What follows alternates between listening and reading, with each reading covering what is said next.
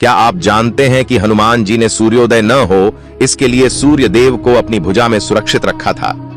सुनिए यह अद्भुत कहानी।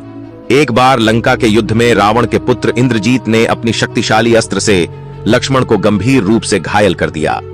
लक्ष्मण अचेत हो गए और उनकी सांसें धीरे धीरे मंद पड़ने लगीं। इस स्थिति में श्री राम और पूरी वानर सेना में गहरा शोक छा गया। शिविर में सभी के मन में एक ही सवाल था, क्या लक्ष्मण फिर से स्वस्थ हो पाएंगे? तभी सुषेण वैद्य ने कहा कि लक्ष्मण को बचाने का एकमात्र उपाय संजीवनी बूटी है, जो हिमालय के गंधमादन पर्वत पर पाई जाती है। लेकिन समय बहुत कम था। सूर्योदय से पहले उस बूटी का प्रयोग करना होगा, नहीं तो लक्ष्मण का जीवन संकट में पड़ जाएगा।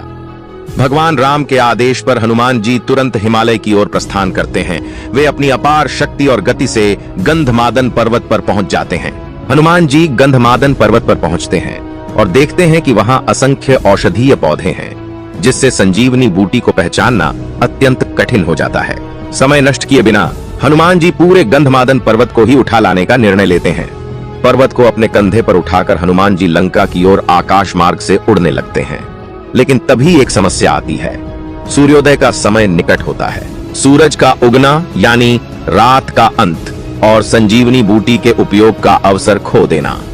लक्ष्मण के जीवन को बचाने के संकल्प से हनुमान जी एक अनोखा निर्णय लेते हैं। वह सूर्य को अपने बाहू में पकड़ लेते हैं ताकि सूर्योदय विलंबित हो सके और वह समय पर लंका पहुंच सकें। लंका लौटने के बाद सुषेण उस गंधमादन पर्वत से संजीवनी बूटी निकालकर जल्दी से लक्ष्मण पर उसका उपयोग करते हैं। औषधि के प्रभाव से लक्ष्मण धीरे धीरे चेतना प्राप्त करते हैं और स्वस्थ हो जाते हैं। यह कहानी हनुमान जी की अद्वितीय शक्ति, बुद्धिमानी और श्री राम के प्रति उनकी असीम भक्ति और निष्ठा का चमकता हुआ उदाहरण है।